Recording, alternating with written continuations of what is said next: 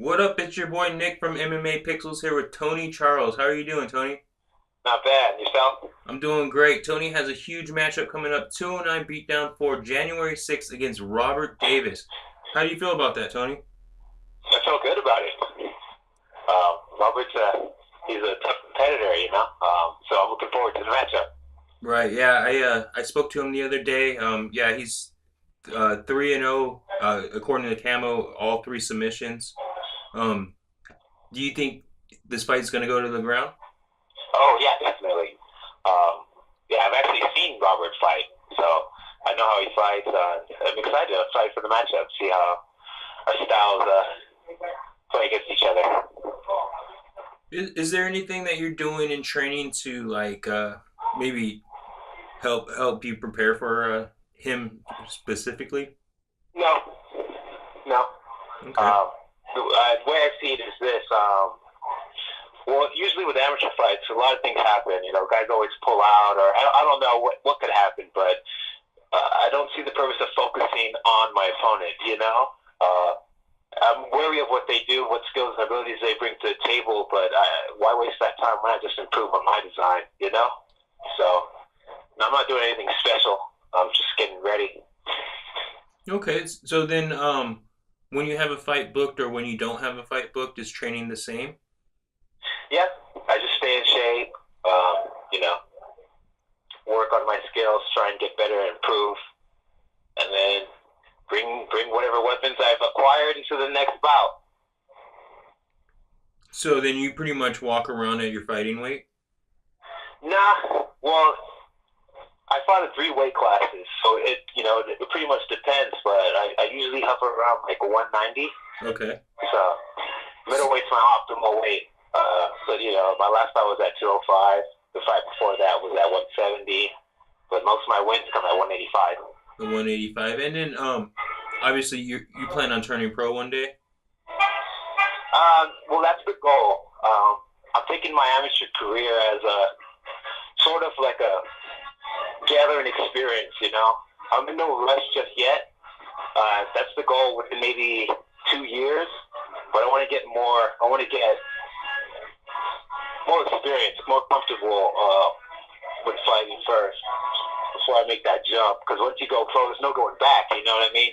I want to take this time to correct all the mistakes, iron all the wrinkles out in my game, my skills, until so I can, when time comes to go pro, I'm good to go.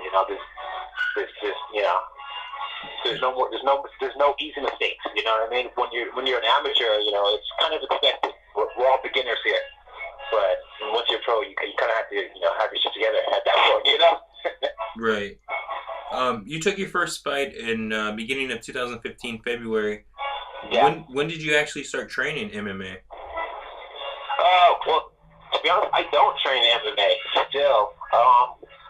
What I do is I've been training martial arts since 2012. As far as karate, moved to taekwondo, judo, jiu-jitsu, boxing, started competing in kickboxing, just different styles, and MMA is just a way to bring them all together. So I still train like that to this day. So. Okay, I noticed you called out some martial arts. You didn't name any ground fighting. Are you doing any wrestling, jiu-jitsu, or sambo? So judo. Okay, judo. I went to judo, yeah. I train some jiu-jitsu here and there, but I'm primarily a striker. Right. Do you think going forward you'll ever have to change, or you? Yeah, as I progress, pretty thing, I want to run myself out as more of a martial artist, like I mentioned earlier. But I do, when time comes to train, I do get my grappling in, go to different places and roll and learn technique and drill. But for the most part, I just improve on what I know. All right. Robert's a training partner of Frank Farmer, a Yeah. former opponent of yours. I'm sure a fight that you would like to get back. Does that have any motivation going into this fight? No, not really. If anything, I like Frank. I respect him. it was a good fight. You know, he got the win. But you know, even if you ask him, if you watch the fight again, it wasn't as if, you know, it was a handed victory. He had to earn it. You know. But we both come away from that match with a different respect for each other. And this is the same with Robert. You know. He comes from the same camp levels. There's some good guys. You know. It's just another fight to me. It's another opportunity to showcase skill. And when time comes, I'll do that. All right. Can you let us know some of your training partners? Well, I mean, like in particular, I don't typically train with the camp. Okay. So yeah. So you prefer that? Boxers, they have their own. They have their training camp tailored to them. I do the same thing, sort of. You know, I go to different schools and work on my skill. Okay. And then you're kind of like your own, I don't know what to call it, like director. You're the one saying, I need this today, and then going to that gym? Yeah. Okay. It's state discipline. And you've done that ever since you started your martial arts? From the beginning. Wow, that's awesome. That's interesting. I don't usually hear something like that. Yeah. It's a lot of people, they're always like, well, what's wrong with you? I'm like, that's the way I like it. That's the way I prefer. Well, no. But if you think about it, this is not a team sport anyways. You know what I mean? Yeah, I mean, you have people who support you to help you out, but in the case, it's just you. It's just you and your opposition. And, you know, win or lose, you know, it falls on your shoulders. So, with basketball, you know, if something happened, he didn't catch the ball or whatever, you know what I mean? Just that's out. It's gone. It's just, you know, so I like to put it on my shoulders so I can't make any excuse. On top of that, you know, everything's in my control, you know? Right. Honestly, and that's probably what I love most about this sport. Yeah. Yeah. But and like you said, boxers have been doing that for a long time. They have their own camp built around them, what they need. Yeah. But then, so who's going to be your cornerman, or does that change, or you have a set cornerman? I have people that I usually go with. For this camp, I'm not for this fight. I'm still looking for it, but when time comes, I don't walk in there alone.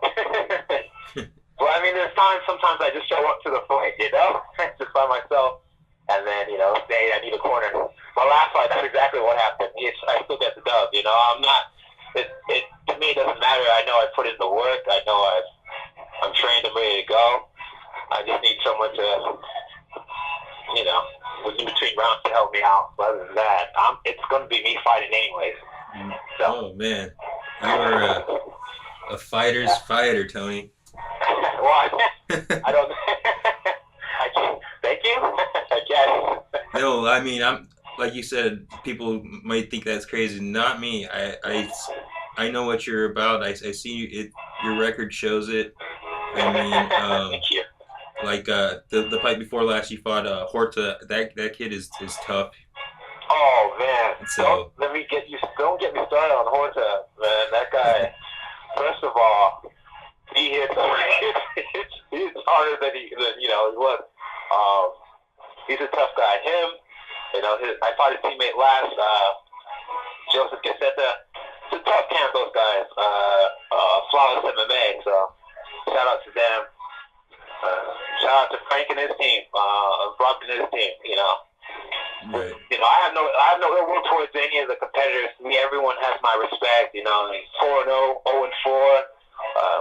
It takes courage to do it. You know, it takes balls. So if you in that cage, you have my respect instantly, before and after. But when the cage door closes, one of us has to win.